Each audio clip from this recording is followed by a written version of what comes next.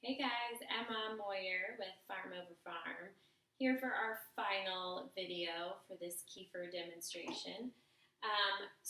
Video one, I showed you how to make the first fermentation process. Video two, I taught you how to flavor it. And video three, right now, I'm going to teach you how to store it. Now, you can totally just keep it in the jar and dump it into smoothies or eat it yourself, but I'm doing this for my kids and they love those little squeezables.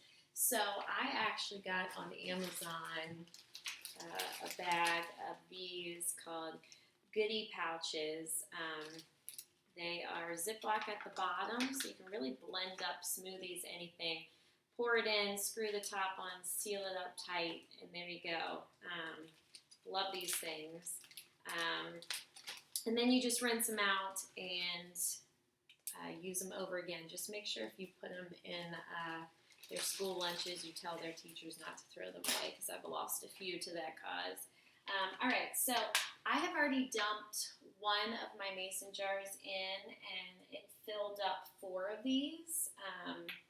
And I just kind of want to show you. I like to put them in a little plastic container just because sometimes they might leak from the bottom when you go to store them in your fridge. So I've made 4 of these, and granted, I bought the pretty expensive milk. It was like almost $6 organic, because it came in a glass jar that I wanted to be able to use again. So you got to think I used half of that.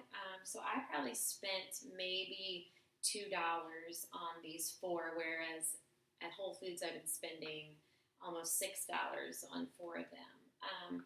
So a way to save money. Here's the jar, and it looks a little funky because you'll see it's separated into the curds in the way. That means that it's done, that it's ready to go. So all I'm going to do is smell it, and it's going to smell a little soury, almost like a little like cheese, but I get a whiff of the strawberries and the blueberries that I put in there. So I am just going to kind of shake this up a little bit just to mix it so that you don't see that separation. And because this is for my girls and I want to make sure that they'll actually eat it,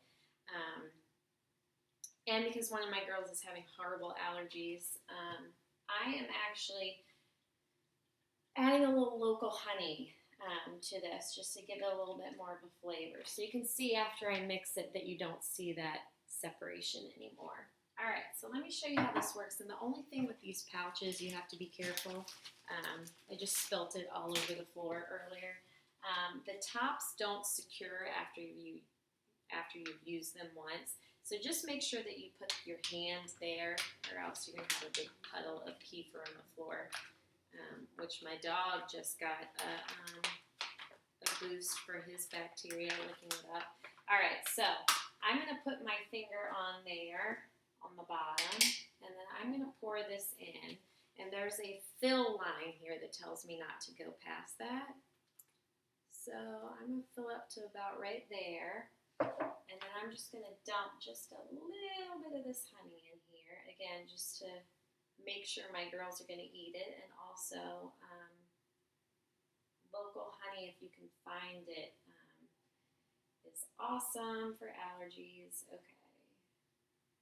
Wish honey was a little less sticky. Okay, so I got that in there. I'm going to add just a little bit more. Okay. Now I'm going to take it. Actually, I can't read the fill line. It's too early in the morning. All right, so I'm going to seal it up. Really make sure you seal that up tight. All right. Then when I flip it over, I'm sure I hear all of this. The dog doesn't need another round. All right, when I flip it over, it's all ready to go. I'm just going to kind of mix it up a little bit more just to get that honey around. I'm going to get a new container because this one's getting a little full. And then I'm going to finish up doing the rest of these and stick these in the fridge and let the girls taste test them. So thanks for watching. If you missed the other videos, go back and watch.